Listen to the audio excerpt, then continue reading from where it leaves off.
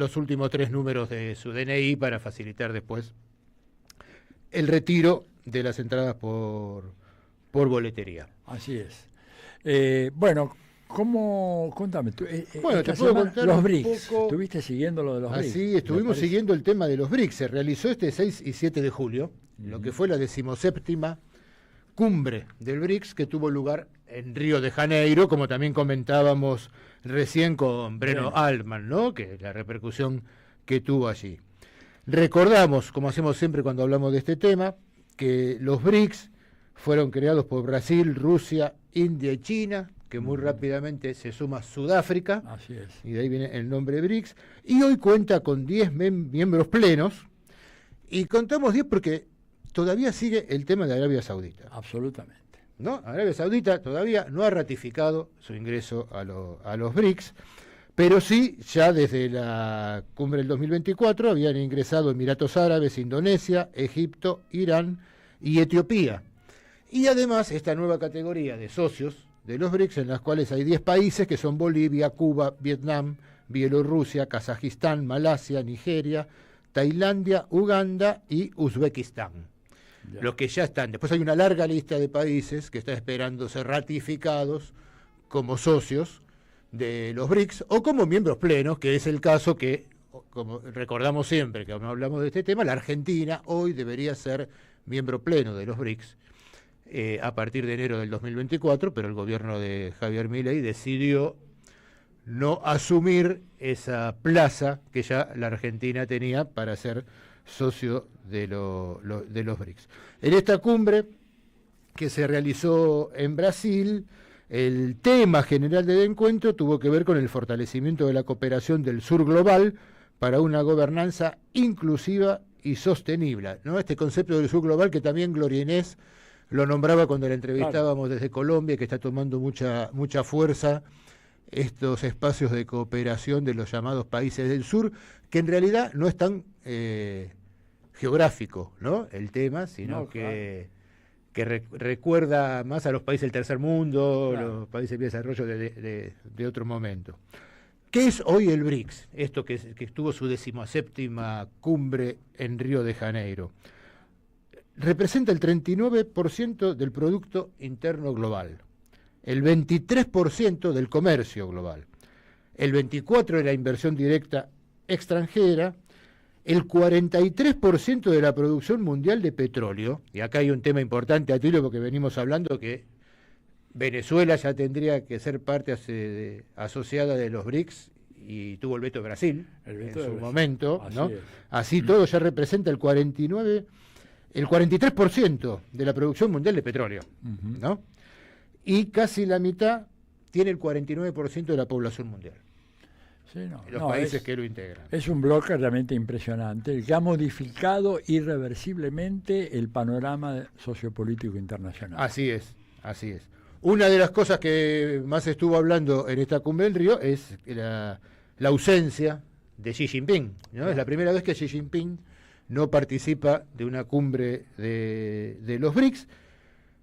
En su representación igual estuvo el primer ministro Li Qiang, que es una representación fuerte, pero entre las cosas que se decían es que hay un malestar en China que se expresa con esta ausencia por ese veto a Venezuela. Sí, claro. Porque es muy importante el ingreso de Venezuela a los BRICS, porque ya lo pondría a ese espacio como la gran potencia energética, ¿no? En este momento.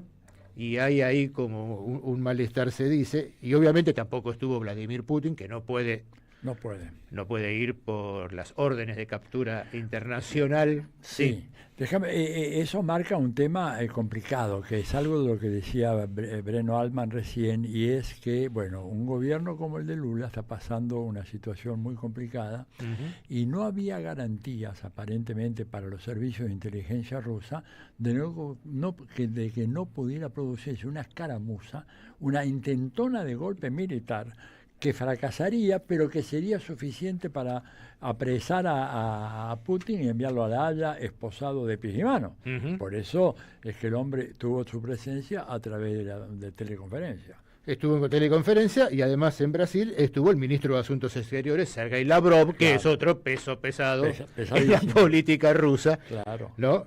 Eso es indudable. Bueno, cuando se finalizó la cumbre, que es la 17ª, como decíamos, el presidente Lula dio una conferencia de prensa en la cual expresó que la humanidad no quiere más tutelajes ni guerra y destacó que estamos enfrentando el mayor peligro de agravamientos de los conflictos desde la Segunda Guerra Mundial y puso de manifiesto la pérdida de autoridad de negociación de los países líderes nucleados en el G7 y la necesidad de conformar una nueva gobernanza mundial. Un tema que cada vez aparece con más fuerza cuando en muchos análisis, muchos de los que vos haces, Atilio, planteás que lo que estamos viviendo es la profunda crisis de las instituciones surgidas tras la Segunda Guerra Mundial. Sí, una crisis irreparable a esta altura del partido. El hecho de que las Naciones Unidas no pueda parar el genocidio en Gaza es una prueba irrefutable de que ese organismo está clínicamente muerto. Así que eso aparece muy fuerte y también llamó al diálogo para superar las guerras en curso y condenó claramente los ataques a Irán y el genocidio contra el pueblo palestino, Lula, en sus declaraciones. ¿Puedo agregar una no, chiquita para apuntando lo que vos decís?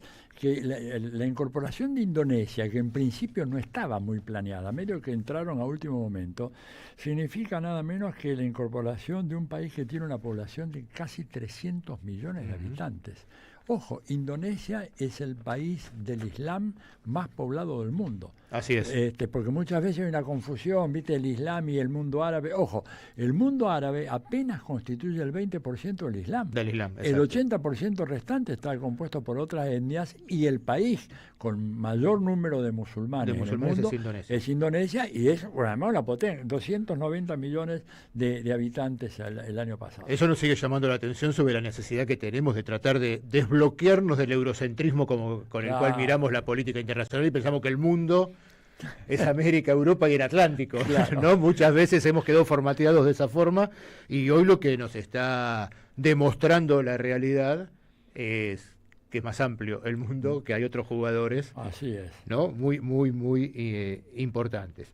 Obviamente también Lula hizo referencia a lo que hablábamos con Breno, de las declaraciones de Donald Trump, de la intención de subir los aranceles, a las cuales calificó de equivocadas e irresponsables antes de que estuviesen las declaraciones de Donald Trump a favor de Bolsonaro, ¿no?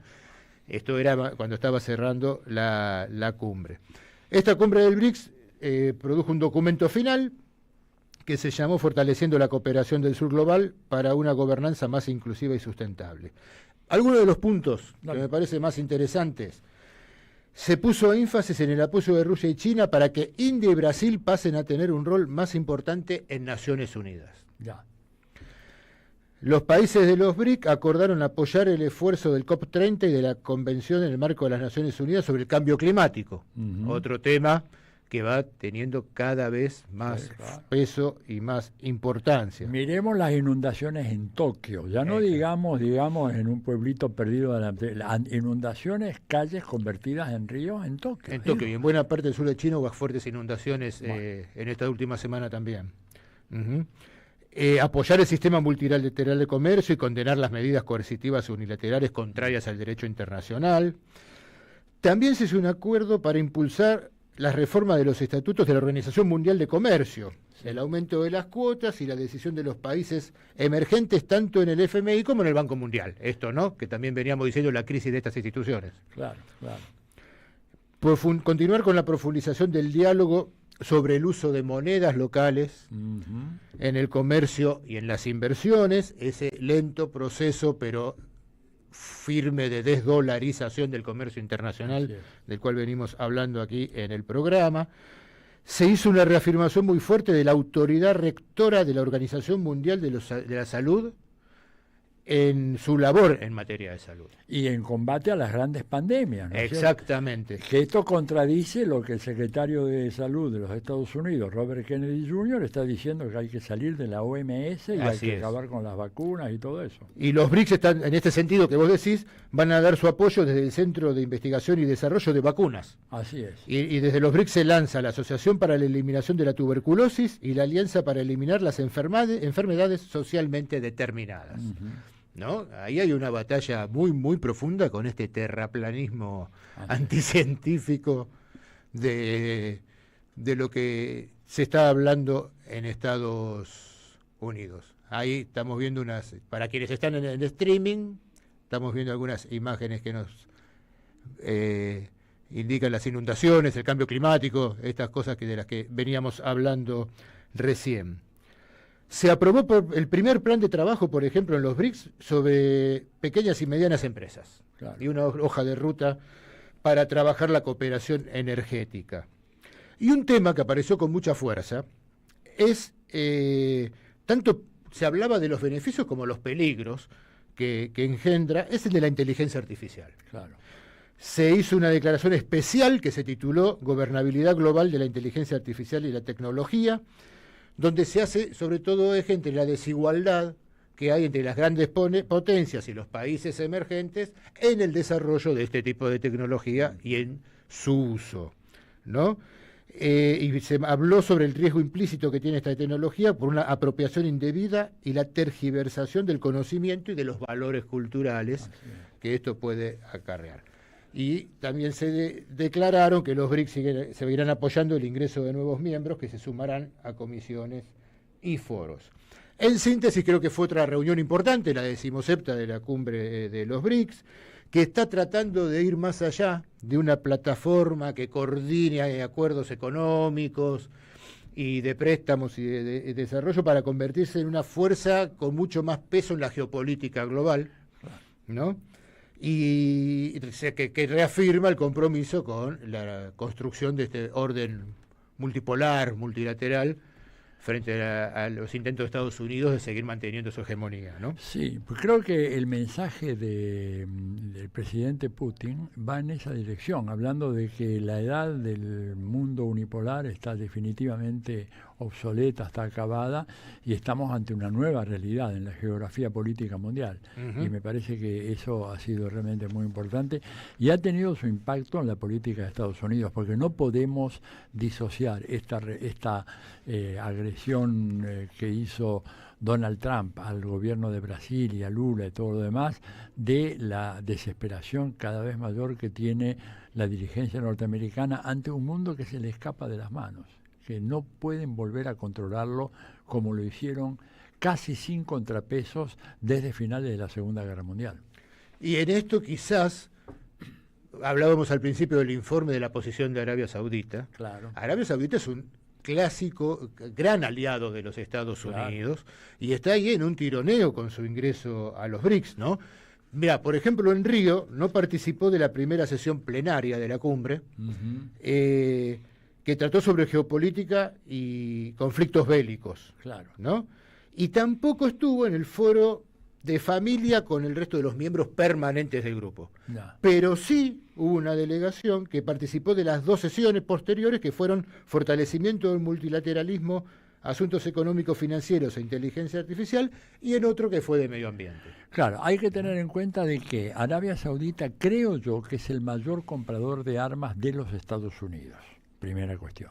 Pero, segunda cuestión, para ver la complejidad que tiene todo este tema, resulta que Arabia Saudita firmó un acuerdo con China, mediante la cual le vende el petróleo a China y China le paga en moneda local, o sea, en yuanes chinos, lo cual es, digamos, un golpazo brutal para las pretensiones norteamericanas, porque ellos, desde la gran crisis de los años 70, cuando se crea la OPEP y todo lo demás, el acuerdo era que Arabia Saudita iba a insistir en que el petróleo solo se vendía y se pagaba en dólares. Y ahora ya eso, por ejemplo, no corre en relación con China. Gran parte de las reuniones que hubo en esta cumbre de los BRICS estuvieron atravesadas por los debates y las charlas, por esta paulatina comercialización por fuera del dólar, la promoción de este sistema de pago de BRICS Pay, ¿no? Sí. Pagos electrónicos, esta Sí, plataforma. Que reemplaza al SWIFT. Exactamente, que va en camino junto con otras plataformas de reemplazar al SWIFT, que es esta forma de pago de las Que controla el del tesoro comercio internacional. Claro, que controla el ¿no? tesoro de Estados Unidos. Y el fortalecimiento del nuevo Banco de Desarrollo. Que de tiene BRICS. una dotación de capital de 100.000 millones de dólares. Así es. Así que ahí se va configurando todo este multipolarismo del que hablamos seguido y que pone tan nervioso a los Estados Unidos. Sí, y que a nosotros, ¿verdad? Como Argentina, tendríamos que haber aprovechado, pero no lo hicimos. Así es.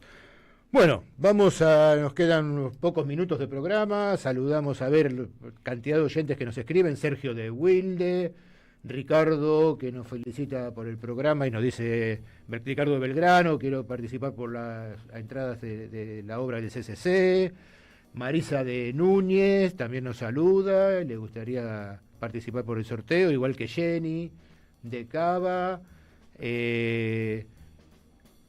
Carlos Espina también nos saluda y quiere participar por el libro de Batalla de Ideas.